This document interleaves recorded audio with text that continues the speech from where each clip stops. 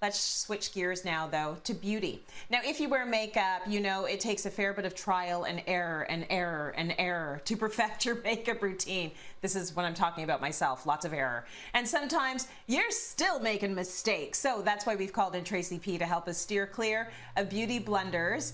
T, you're going to walk us through how to fix common makeup mistakes and prevent them from happening in the first place. And bless you for all of this. We're going to start with clumpy mascara. Am I right? Clumpy mascara. So clumpy mascara, what is it? It's just basically too much mascara on your eyes. That's all it is. It's too much wetness. It gets all gooky. Okay, so a great way to prevent that is to wait 2 to 3 minutes in between each coat. So think about it, right? When you're painting your nails or you're painting a wall, if you go in with the second coat too quickly, what ends up happening? It gets gooky and streaky. It's the same thing with your mascara. So a great way to prevent it is to wait 2 to 3 minutes between coats. So go on to do the rest of your makeup, do something else, walk around, and then come back for the second coat about 3 minutes later, and your eyelashes won't get so clumpy. But if you are in the position and it's happening and you're like, oh, it's too late to prevent it, what you want to do is you want to get something called a spoolie. That's what these brushes are here. Or don't throw out those old mascara wands. When you're going to get ready to throw out your old mascara, keep the wand, right? Keep these, have a bunch of these clean ones, and what you do is you're just gonna comb through your lashes and get rid of the excess mascara. That's how you're gonna fix the clumpiness. Okay, how about dried out mascara? How do we bring that back to life? Well, first of all, people have like a mascara for like a year and they're like, why is this so dry? Because girl, you need to change it, okay? After 3 months, you need to get rid of it. It blows me away. People are like, oh my God, really? So that's one reason that you're probably why your mascara is dry. Another one is doing this, okay? A lot of people do this. I call it pumping. You can't pump your mascara. All you're doing is pumping air into it, and it's drying it a lot faster than you need to dry it. I always say if you pump your mascara, they're going to have to dump your mascara. And I hope that didn't hit anything important. So the way to fix it is to pour saline, do about 5 drops of saline into your mascara, or even Visine or eye drops. Anything that is safe to go into the eyes or onto the eyes. A couple of drops into that, shake it up, and again, don't pump it, and then stir it with your mascara wand. That's a great way to get some life back with your mascara. Do not use water. Water can have millions of little microorganisms in them, and it can actually cause bacteria and give your eyes irritation. So a lot of people think, I'll just pour a little water in it. Don't do water. Okay, how about fallen eyeshadow, which happens to the best of us? How can we prevent it, and how do we fix it? Okay, so a great way to prevent fallen eyeshadow is just to avoid putting any type of makeup or concealer in that part of the eye when you're doing your makeup until the end.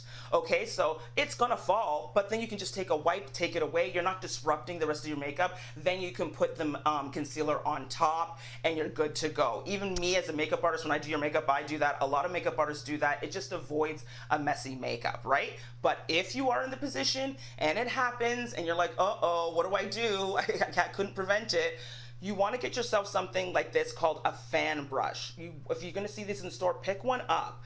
If you have fallen eyeshadow, what you want to do is you want to just take this and lightly sweep it across the face. Don't press too hard, because what that does is press the eyeshadow into the skin and you're going to get streaks. I promise you, if you just lightly dust, you're barely touching it, lightly dust it, you will be able to sweep it right off the face. It will not disrupt any of the makeup and you're good to go.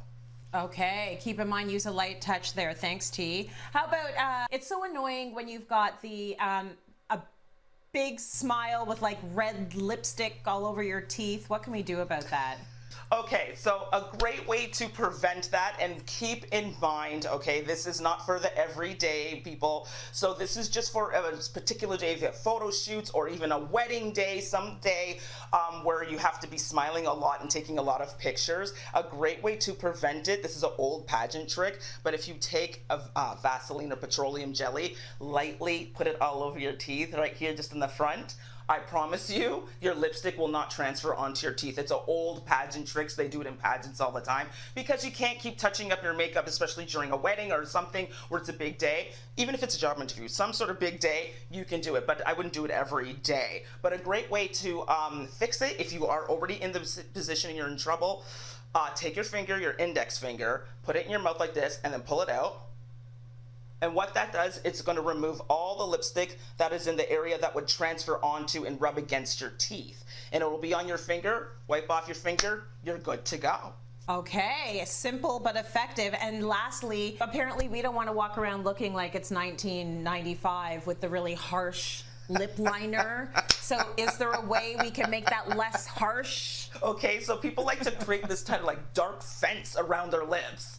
You don't have to do that. It's like dark frame around their lips.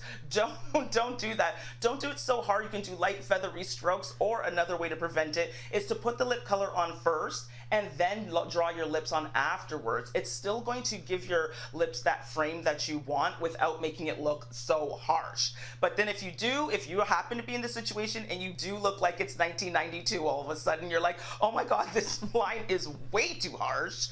What you want to do is you want to get yourself a lip brush. Again, a lot of people don't have lip brushes in their kit. They just go directly on with the bullet, and that's normally fine. But if you have the problem of drawing on your lip line too harsh, you want to get a lip brush, and then what you want to do is you want to draw along the border of your lip, and that's how you're going to just go do a sweeping motion back and forth. It'll soften and blend it out really beautifully.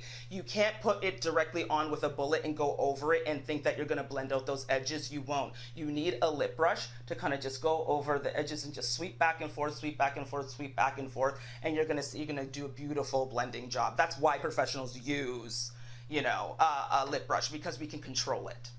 Totally makes sense. I love it. Thanks, T.